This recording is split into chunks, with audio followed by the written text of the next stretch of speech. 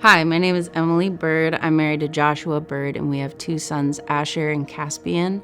And I've been going to Peninsula Grace pretty much all of my life. I think I was born into the church from the beginning. I feel like when I was young, I learned to take pride in my accomplishments, my name, my successes, the things that I did, the works of my hands. And I also suffered with just a lot of insecurities and anxieties, constantly feeling like somehow I was just never good enough. No matter how much I tried, I could never quite meet that target. All those anxieties and pressures just weighed heavily on me until I turned to drugs to just kind of numb that inner turmoil, that inner critic that I was experiencing every day. And that led to a 13-year drug addiction.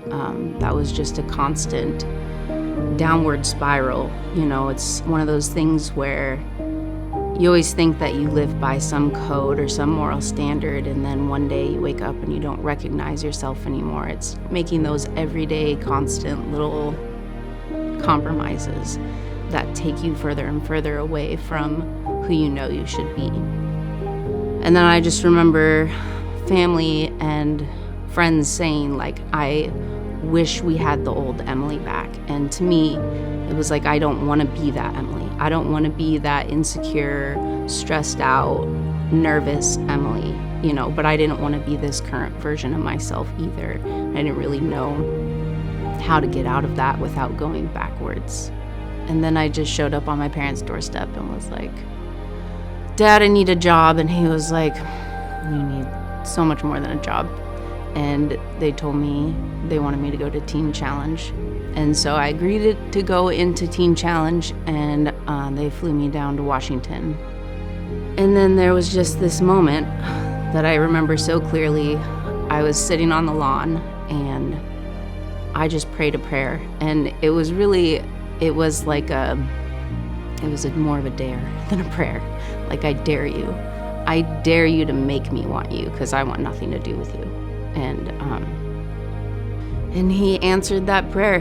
You open the door just a bit and he comes flooding in, and it was almost so overwhelming that I remember praying just a few days later, please, back off, it's too overwhelming. I couldn't handle just the desire that I felt to know him and to know him more. During my time in Teen Challenge, God wasn't just working in me, he was working in the other people in my lives as well. And just kind of working in Josh's life. And when we came back, it was almost seamless, just our relationship, our connection with each other, and my connection with my son. And it's just been really incredible to watch how God has restored all of these relationships in my life that I had broken so badly. I think a lot of times when people come out of addiction, it doesn't last. And I feel like part of the reason it doesn't last is, yes, did we really heal ourselves? Did we really find the answer to the problems? But also, when the people in your life, the people that you love, when they just treat you the same way, like the same person, there can be this disheartening feeling of if you're going to treat me as the same person, what's the point of trying to be better, to be different, And it was just so miraculous how God changed the way these people view me. And I think really what happened was the miracle that he did in me was just so obvious that people had no choice but to treat me as a completely different person, not the old Emily and not the addict Emily, but just something completely brand new and different. And I often get asked by my family, if it's hard being back in the town where, all of my addiction happened.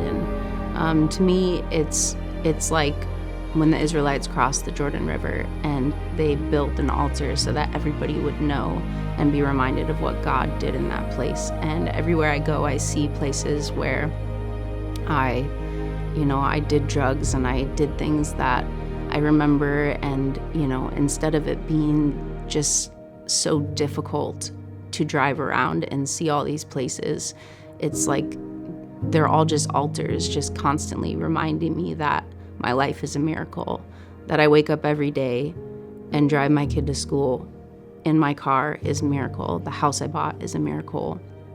Cooking food in my kitchen, being a mom to my kids, Just all the little things, just all the boring everyday tasks, like the fact that I do them at all is miraculous in itself.